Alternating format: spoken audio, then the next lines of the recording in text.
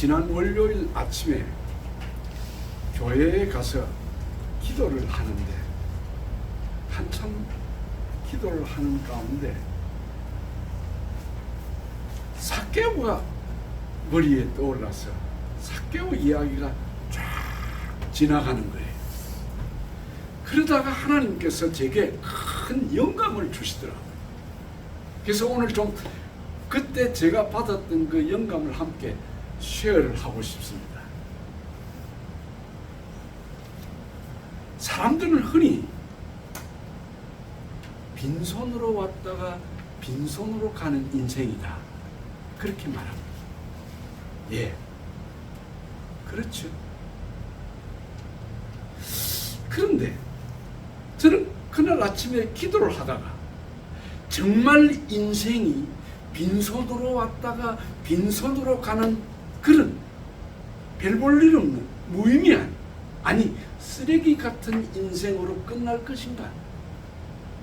그러면서 하나님이 그날 아침에 제게 들려준 이 삭개오의 이야기가 아니야. 사람은 빈손으로 왔다가 빈손으로 가는 것만 아니야. 빈손으로 가지 않는 사람도 있어. 빈손으로 왔지만은 가득 손에 안고 하나님 앞에 가서 하나님 앞에 드리면서 하나님의 상급을 받을 준비를 한 사람들이 분명히 있어. 그 생각이 저를 얼마나 가슴에 감격을 주는지. 그래, 빈손으로 왔다가 빈손으로 가는 인생 아니야. 그것이 진리일지는 모르지만 내한테는 진리가 안 돼 라고 생각하시면서 오늘 이 설교가 그 기도하는 중에 만들어졌습니다. 그래서 저는 오늘 아침에 두 사람의 유명한 심리학자를 간단하게 좀 소개를 하겠습니다. 아마 여러분들 전에 제가 이야기를 한 중에 언급을 한 것이 있을 줄로 믿습니다. 첫째는 여러분 유명한 유대계 독일인이었는데 미국으로 와서 미국 사람이 된 그 에릭 프람이라는 사람이 있습니다. 이 사람이 쓴 책 가운데 세계적인 베스트셀러가 됐던 책이 뭐냐면 소유냐 존재냐, 영어로 to have or not, to be, to have or to be라는 그런 유명한 책을 썼습니다. 그 책이야말로 전 세계에서 정말 한동안 베스트셀러가 된 책이었는데, 이 책에서 이 에릭 프람은 인간 존재 생존 양식을 두 종류로 구분을 했습니다. 그 첫 번째가 뭐냐 하면은 인간의 존재 양식 가운데 소유를 중심한 소유형 인간이 있고, 자기의 존재, 자기의 존재의 의미와 목적과 뜻을 한 걸음 더 나아가 우리가 성경적으로 이야기하면 하나님의 소명의식을 가지고 천직인 줄 알고 사는 그런 사명감을 가진 존재형 인간이 존재한다, 그렇게 나누었습니다. 소유형 인간은 뭐냐 하면은 돈이나 재물 혹은 사회적 지위, 권력 등의 소유에만 집착한 사람, 이 세상의 삶의 모든 목적이 소유하는 것에 모든 자신의 목적을 두고 거기에 전념하는 사람, 이런 사람을 소유형 to have 인간이라고 그렇게 이분은 이야기했습니다. 아마도 이 세상의 대부분의 사람, 제가 볼 때는 한 3분의 2 정도가 다 전부 다 이 소유형 인간이 아닐까, 그렇게 생각을 해보았습니다. 거기에 비해서 존재형 인간이 있습니다. 이 존재형 인간은 자기의 소유와 자기가 가진 탤런트, 재능, 능력을 능동적으로, 수동적이 아닌 능동적으로 발휘를 해서 남들을 섬기고 그리고 남들을 위해 헌신하는 그런 봉사형 인간으로 살면서 사랑과 기쁨을 강조하는 삶의 의미를 거기에 두는 사람, 그런 사람을 가리켜서 존재형, 투비의 인간형이라고 나누었습니다. 그래서 우리는 성경적으로 이 투비 존재형 인간은 하나님이 주신 재능, 탤런트, 혹은 하나님이 주신 vocation, 직업, 하나님이 주신 모든 명예와 지식과 권력을 이웃을 위해서 아낌없이 주는 나무.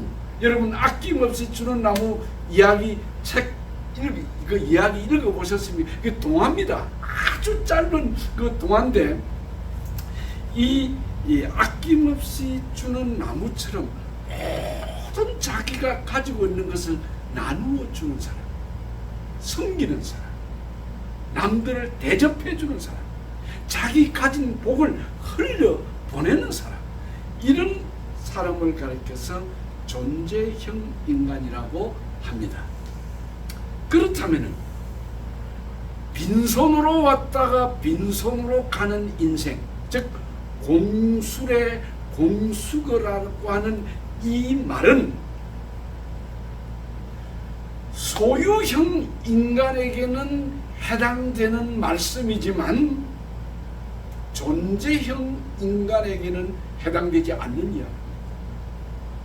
그렇다면 여러분은 소유형 인간입니까? 아니면 존재형 인간입니까?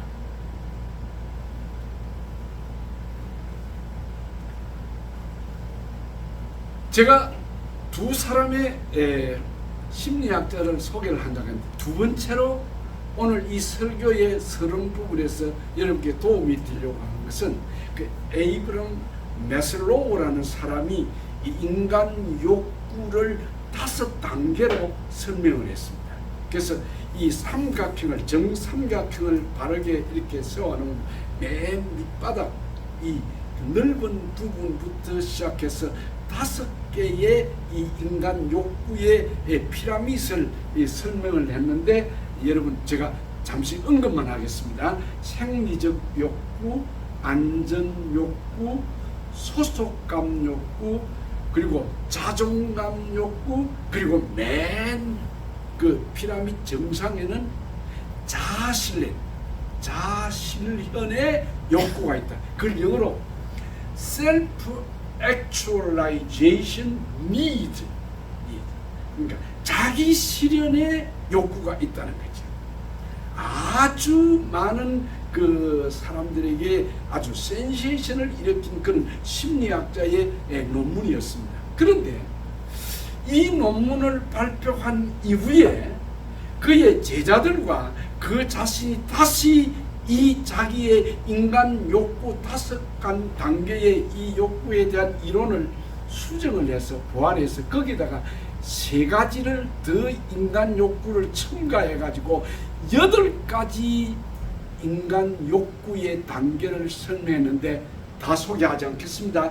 맨 마지막 최정상에 무슨 욕구가 있다고 했냐면, 인간에게는 영적인 욕구, 초월자에 대한 사모하는 욕구, 이걸 언급했어요. 제가 이 이론을 읽으면서 무릎을 쳤습니다. 그래, 당신이야말로 정말 스마트한 학자다.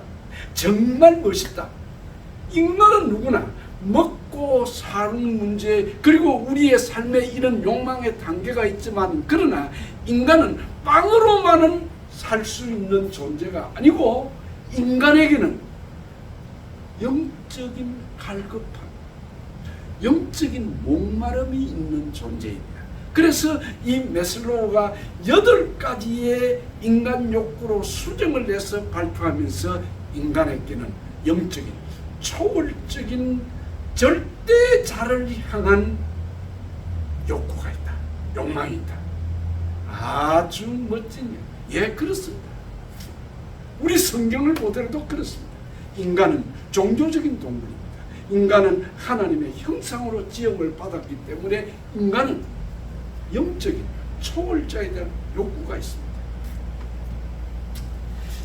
그런데 오늘 여기에 있는 이 삭개오 이야기는 뭐 여러분 주일학교 때부터 여러분 다 들어서 잘 알고 있는 그런 내용이기 때문에 잘 알 것입니다.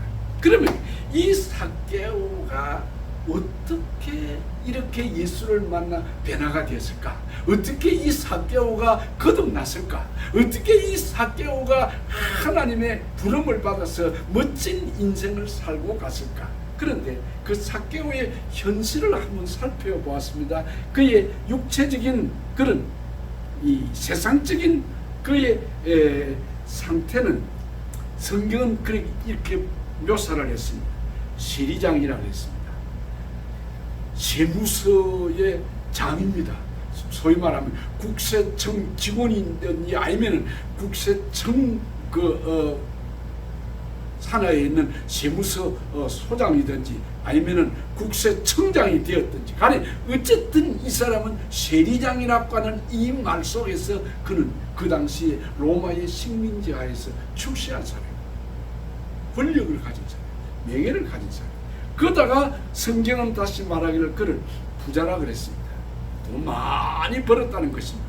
이 성경에서 부자라고 할 정도로 이 삭개오는 돈 많은 사람이었어요. 그런데 놀랍게도 여러분, 이 로마의 식민 통치하에 있던 사람으로서 부자라는 소리를 들었다면 조금 부정적인 뉘앙스가 풍기지 않습니까? 여러분 뭐 세금 거두는 세무 공무원들 잘 알지 않습니까? 제일 사업하는 사람들 벌벌 뜬다 그러더라고요. 그 사람들 앞에서.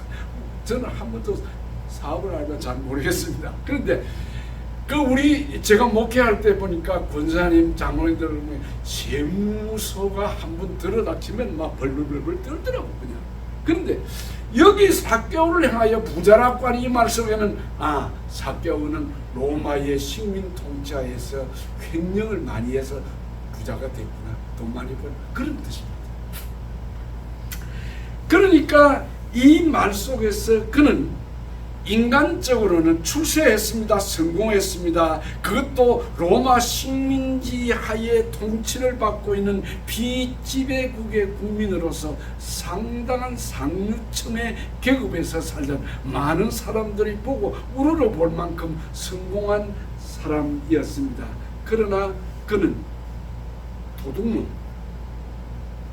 그리고 파렴치한 로마의 정권에 빌붙여서 국민들의 혈세를 빨아먹고 사는 그런 부자가 된 그런 사람이라고 사람들에게 조롱을 받았고 손가락질을 받았고 그야말로 인정을 받지 못했던 그런 사람. 유대인이면서도 유대인 취급도 못 받고 유대인들로부터 관심도 받지 못했던 그런 사람. 그런 정신적으로 영적인 상태는 어땠느냐 하면 유대인이면서도 유대인 커뮤니티, 주이시 커뮤니티에서 조인할 수도 없는 사람, 유대인이면서도 유대인들이 멀리하던 사람, 배척하고 조롱하고 손가락질하고 로마의 정권에 빌붙여 사는 파렴치한이라고 멀리하던 사람. 그는 유대인이면서도 유대인 사회 속에 들어가지 못하고 아웃사이드에서 이방인처럼 그렇게 손가락질을 받고 살던 사람입니다. 그는 이 유대인들로부터 시기 혹은 질투감을 받을 만큼 성공했지만 그러나 실상은 유대인들에게 미움을 받는, 관심도 눈길조차 받을지 못했던 그런 사람입니다. 그러나 그에게는 이런 유대인으로서 이방인 취급을 받는 그런 상태에 있었지만 그에게는 늘 내가 유대인인데 내가 아브라함의 자손인데 하면서도 그 유대인들의 사이에 끼지도 못하고 하나님께 예배도 하지 못하는 그런 아웃사이더로서 살아가는 그에게는 늘 영적인 목마름이 있었습니다. 영적인 갈증이 있었습니다. 정말 그에게는 유대인으로서 유대인 교육받았고 유대 문화 속에서 자라면서도 그가 아브라함의 자손이라는 긍지를 가지고 살았고 그는 아마 난지 8일 만에 할례도 받았을 겁니다. 그런 유대인으로서 정통 유대인으로 살았지만 돈 벌고 권력 가졌고 명예를 가졌지만 그의 가슴은 뻥 뚫린 것 같은, 늘 채워도 채워지지 않는 영혼의 빈잔을 들고 살아가는 사람, 늘 목마른 사람, 늘 영적으로 갈증을 느끼는 저 사마리아 여인 같은 그런 삶을 살아오던 사람이었습니다. 그는 로마의 통치하에 살았지만은 유대인 사회에서는 상류층입니다. 권력과 명예와 부의 물을 마음껏 마시고 로마의 그 권력하에서 마음껏 상류층의 즐거움을 누리고 육체적으로 살았지만, 그러나 그가 이러한 것들 마시면 마실수록 그의 목은 더 가랬습니다. 마치 목마를 때에 바닷물을 마시면 더 갈증이 일어나는 것처럼 그의 삶은 공허하면서도 영적인 목마름이 있었습니다. 여러분, 제가 앞에서 소개한 바로 이 지금 삭개오의 삶은 소유형 인간, to have의 인간이 뿐만 아니라 그러면서도 그는 부자요 권력을 명예를 지식을 다 가졌지만 그의 마음 한구석에는 영적인 갈증, 절대자를 향한 그 사모하는 마음, 그것으로 가득 찬 참 그야말로 그 에이브람 메슬로우가 이야기했던 그 인간, 그 정신적인 욕구를 채우지 못한 그런 어려움 속에서 살아가던 사람입니다. 사랑하는 성도 여러분, 이 삭개오의 이야기를 들으면서, 이 삭개오를 보면서 우리는 무언가 어렴풋이 삭개오라는 그런 사람을 우리가 보면서 거기에 이상한 얼굴 하나가 오버랩 되지 않습니까? 삭개오를 보면서 뭔가 익숙한 누구를 보는 것 같지 않습니까? 그게 누구일까요? 내 자신의 모습 아닌가요? 우리 옛날에 그렇지 않았던가요? 아니, 여러분이 현실의 여러분의 삶은 그렇지 않습니까? 우리는 이 삭개오를 보면서 나의 자화상을 여기서 발견을 합니다. 돈 벌었고 명예 있고 이 미국 땅에서 아무런 부족함 없이 살아가십니까? 그런데 예수는 믿었는데, 세례는 받았는데, 정말 교회에서 직분도 가지고 있는데 그 타는 목마름, 영적인 갈증을 느끼면서 살아가고 있지는 않습니까?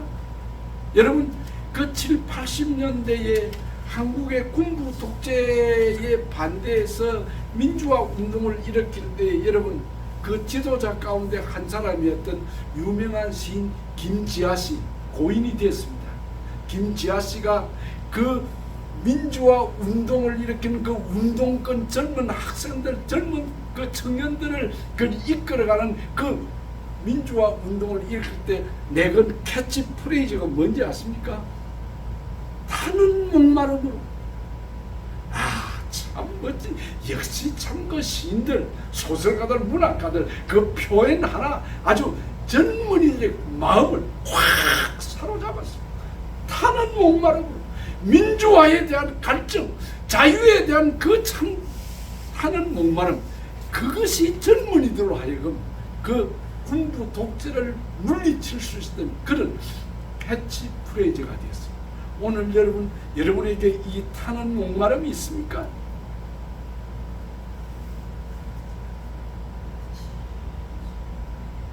돈과 명예와 권력이 인생의 전부가 아니라는 사실을 사개오를 통해서 우리는 분명히 보지 않습니까? 행복이라는 것이 돈을 가지고 권력을 가지고 출세하고 성공했다고 해서 내게 행복을 가져다 준 것이 아니라는 것을 우리가 여기서 보지 않습니까? 이 모든 걸 다 가졌던 이 사개오의 가슴에 텅 빈 공허한 그 심정, 영적으로 타는 목마름, 이게 비정상일까요? 이게 정상일까요? 여러분 판단해 보시기 바랍니다. 그러면 돈과 명예와 권력과 성공이 우리에게 인생의 전부가 아니고 행복을 가져다 주지 못한다고 하면 오늘 우리에게는 그 대안이 뭔가? 여러분은 그 대안을 가지고 있습니까? 그러면 여러분의 행복은 어디에 있고 여러분의 행복은 어디에서 찾을 것이라고 하는 확실한 결론을 가지고 있습니까? 그러면 이러한 것들이 나를 행복하게 해주지 못하는 것이라고 한다고 하면은 그럼 나는 어떻게 하라는 겁니까? 나는 어떻게 해야 되느냐는 겁니까? 내 인생의 참된 가치라는 것이 무엇이며 이 참된 가치란 행복은 어디서 찾을 수가 있느냐는 것입니다. 여러분 이 세상에서 제일 강한 힘은 목마름에 있습니다. 목마름을 타는 목마름을 경험해 본 사람에게는 다 성공자가 됩니다. 이 목마름이 있는 사람이라야 그 사람들은 큰 일을 했고 이 목마름에 고통하는 사람이 자기의 꿈을 성취를 했습니다. 이 세상에서 가장 강한 집단은 어디입니까? 목마름이 있는 집단. 여러분 오늘 우리 교회가 이 영적으로 이 교회가 부흥이 되어야 된다, 성장이 되어야 된다고 하는 타는 영적인 갈증이 있습니까? 목마름이 있습니까? 그 타는 목마름이 있다고 하면 하나님은 우리의 그 목마름을 해결시켜 줄 것입니다. 어떤 사람이 성공했습니까? 목마른 사람이었습니다. 누가 영혼을 살리는 사람이었습니까? 영혼을 향하여 타는 목마름이 있었던 사람입니다. 그래서 주님은 말씀하시기를 의에 줄이고 목마른 자가 복이 있도다. 여러분 주님이 말씀했습니다. 내가 영적으로 타는 목마름이 있느냐? 너는 복 있는 사람이다. 우리는 여기서 이 사개오를 통해서 그런 나 자신의 모습, 의에 줄이고 목마른 자의 모습으로 돌아가야 된다 그 말입니다. 유명한 철학자였던 존 스튜어트 밀이라는 사람은 아주 유명한 말을 했습니다. 여러분 이런 말 들어봤을 겁니다. 배부른 돼지보다 배고픈 소크라테스가 낫다. 참 여러분 씹어 볼만한 그런 참 되새겨 볼만한 그런 이야기입니다. 배부른 돼지보다 배고픈 소크라테스가 더 낫다는 것입니다. 사랑하는 성도 여러분, 여러분의 현실에 안주하지 마시기 바랍니다. 이만하면 됐다 만족하지 마시기 바랍니다. 하나님을 향한 목마름, 영적으로 타는 갈증을 가진 의에 줄이고 목마른 사람이 되시기를 바랍니다. 여러분 제가 다시 한 번 더 말씀을 드립니다. 이 영적인 타는 목마름과 갈증은 언제 경험하면 좋겠습니까? 빠르면 빠를수록 좀 여러분의 나이가 이제 다 모두 저나 여러분이나 이렇게 참 지긋한 나이가 됐는데 오늘 우리는 이 삭개오를 보면서 정말 우리가 이 영적인 타는 목마름이 좀 더 일찍 젊을 때에 있었더라면, 그게 여러분, 제가 여러분 앞에 누누이 이야기하던 내게 다시 한번 그런 시대가 왔더라면, 신학생의 시절이, 젊은 목회자의 시절이 다시 한번 왔더라면 하고 후회하는 영적 타는 목마름이 왜 지금에서 이런 마음을 주셨던가요? 성경은 우리에게 무엇을 가르쳐 주느냐 하면, 성경은 인생 예습서입니다. 인생 예습서. 예. 그래서 남들이 다 살아보고서야 깨달은 것을 살아보기 이전에 미리 깨닫는 것이 지혜가 아니겠습니까? 여러분, 전도서의 솔로몬이 헛되고 헛되니 헛되고 헛되고 모든 것이 헛되도록 그 말을 했던 솔로몬, 그 전도서를 쓴 때가 솔로몬이 젊었을 때가 아니고 나이가 많았을 때, 죽기 전이었습니다. 정작 솔로몬이 헛되고 헛되니 헛되고 헛되니 모든 것이 헛되도라는 이 인생의 참 예습서인 성경을 일찍 지혜를 깨달았더라면 그가 그런 실패한 인생을 살지 않았을 때, 여러분, 솔로몬은 실패한 자입니다. 히브리서 11장의 그 믿음의 조상들 가운데 솔로몬 이름이 없습니다. 왜 솔로몬 같은 사람이 거기에 이름이 빠졌느냐? 이상할 정도입니다. 왜냐? 솔로몬은 이 지혜를 늦게서 깨달았다.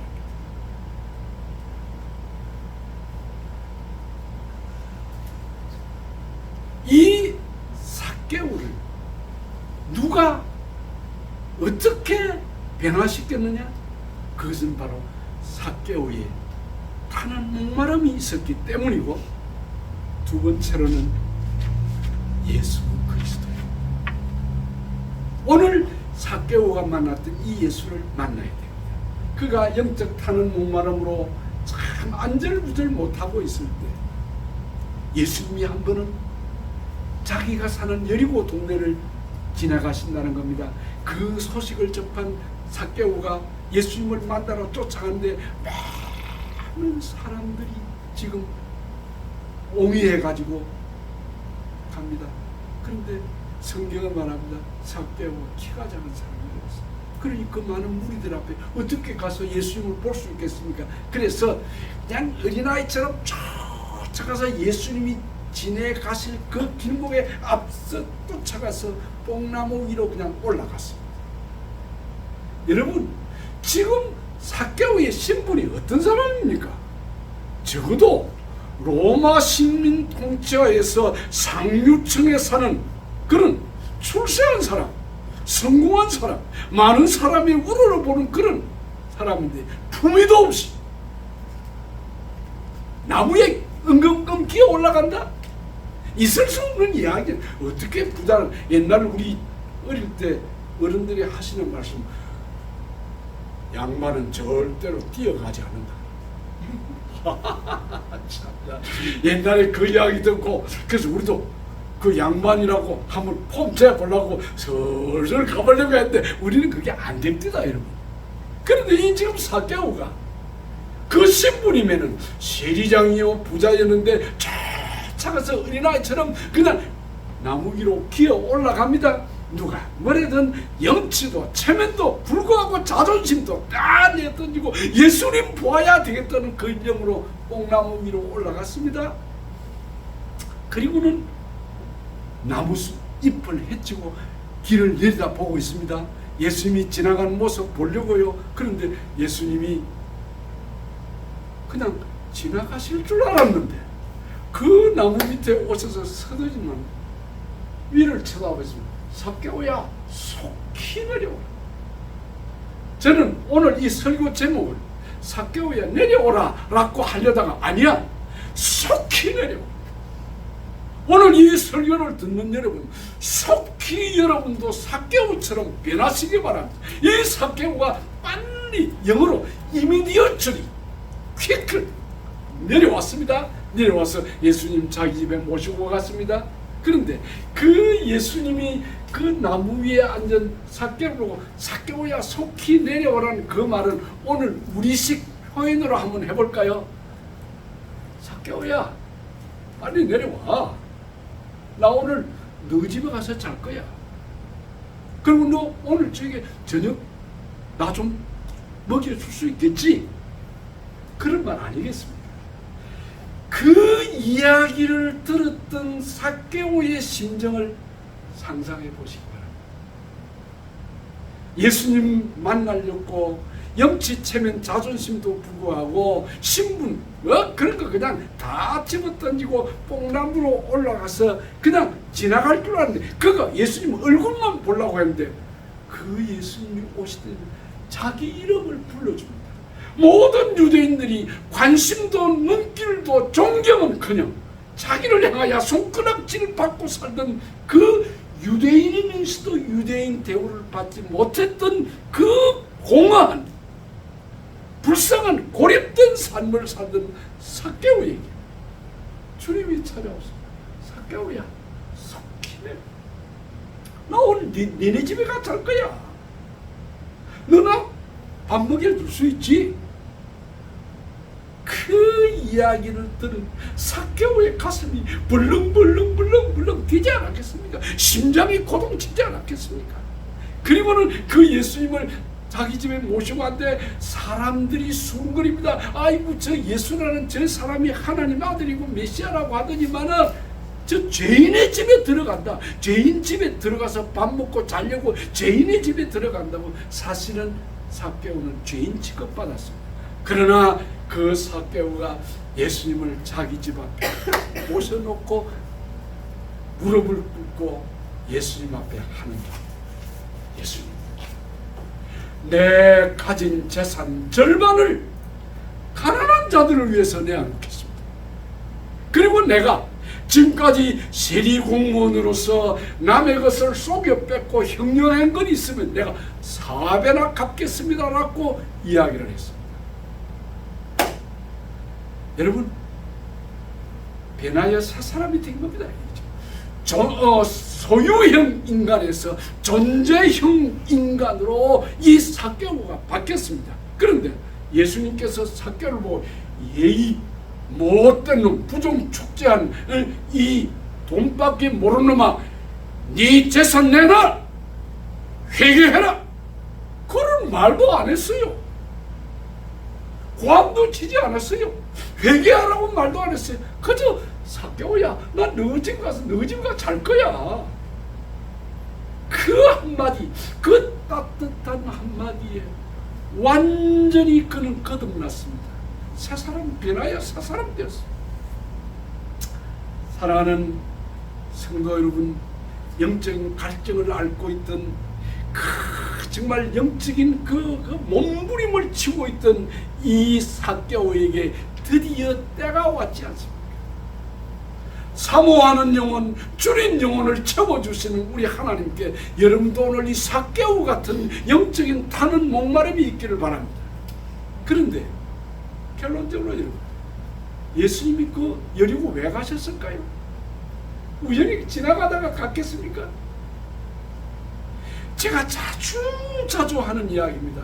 하나님의 섭리를 믿으라. 하나님이 통치하는 이 세상에는 우연이 없다는 겁니다. 예수님이 왜 그날 여리고를 지나갔습니까? 삭개오를 만나려고.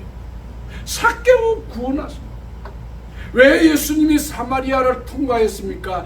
영적인 목마름에 타고 있는 그 한 불쌍한 여인을 구원하기 위해서. 여러분, 오늘 우리에게 필요한 것은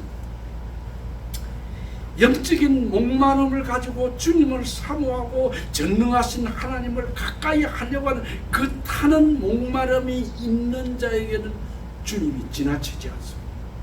주님이 찾아와 주님을 손잡아 주시는 것입니다. 그렇다면 여러분, 옥나무 위에 올라앉은 삭개오의 이름을 불러주시는 그 예수님, 내 이름도 불러주실까요? 나도 알고 있을까요? 정병재, 속혀와, 속히 내려와. 저는 그날 아침 기도하면서 이 삭개오를 생각하다가 그냥 가슴이 제가 막 쿵쿵쿵 뛰는 것 같아요.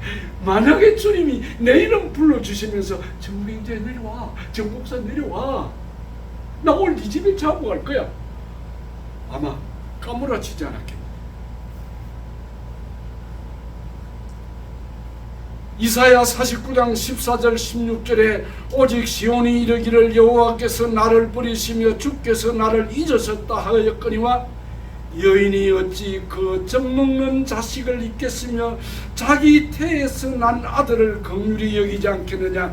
그들은 혹시 잊을지라도 나는 너를 잊지 않을 것이다.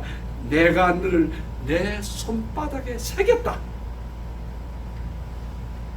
여러분, 이 손바닥에 글을 쓴 것 정도가 아니고 손바닥에 새겼다 그랬어요. 영어로 engrave, inscribe, 여기에 지워지지 않는 내 이름을 하나님이 자기 손바닥에 새겨놓고 나를 보고 있다는 겁니다. 이것을 가리켜서 그 유명한 웨슬리는 이 구절을 설명을 하면서 하는 이야기가, 내 손바닥에 내 인생을 담고 있다. 내 인생은 내 손 안에 있다. 뭐 불교에서 뭐 그런 말이 있다. 내 손바닥에 있다는 그런 말. 그게 성경에서 나온 말인 것 같아요. 예. 마지막으로 한 말씀만 드리고 마치겠습니다. 이런 삭개오, 내 재산 절반을 주님 앞에 가난한 자들 위해 내놓겠습니다. 내가 횡령하고 속여 빼앗은 게 있으면 사배나 갚겠습니다라고 하는 말을 했던 이 삭개오라는 한 인생이 빈손으로 왔다가 빈손으로 가는 인생이겠습니까? 여러분이요, 이 삭개오가 빈손으로 왔지만 갈 때는 가득 안고 하나님의 심판대 앞으로 걸어갔지 않겠습니까? 그래서 하나님이 이 삭개오에게 생명의 멸류관을 주셨지 않겠습니까? 여러분이요, 여러분의 인생은 빈손으로 왔다가 빈손으로 가는 인생 되지 마시기를 바랍니다. 거울은 절대로 웃지 않습니다. 여기 있는 이 거울 보세요. 웃지 않습니다. 그러나 내가 먼저 웃으면 거울은 웃습니다. 내가 웃으면 거울이 웃습니다. 그 거울을 통해 내 웃는 모습을 보게 돼요. 여러분이요, 주님이 이런 말씀했습니다. 너희가 남에게 대접을 받고자 하는 대로 먼저 남을 대접하라. 이것을 가리켜서 성경학자들은 기독교의 황금률이라고, 골든 룰이라고, 골든 체인이라 그렇게 말합니다. 그렇습니다. 하나님이 우리에게 주신 황금률은 뭐냐? 내가 먼저 해라. 내가 먼저 웃어라. 내가 먼저 대접해라. 내가 먼저 헌신해라. 내가 먼저 사랑해라. 내가 먼저 용서해라. 내가 먼저 내 이웃을 섬기라고요. 그러면 주님이 그 상을 잊어버리지 않겠다는 것입니다. 오늘 여러분들이 이 삭개오, 빈손으로 왔다가 빈손으로 간 인생이 아니라는 사실, 나도 삭개오처럼 이런 축복을 받으시기 바랍니다. 하나님 우리 아버지, 오늘 우리에게 정말 소유형 인간의 삶을 살지 말게 하시고 존재형 인간, 소명의 의식을 가지고 하나님이 주신 천직이라 생각하고 이것이 성직이라 생각하고 주님 앞에 헌신하고 이웃을 섬기는, 빈손으로 왔지만 가득 안고 주님 앞에 가는 성도들 되게 하여 주옵소서. 예수님의 이름으로 기도하옵나이다. 아멘.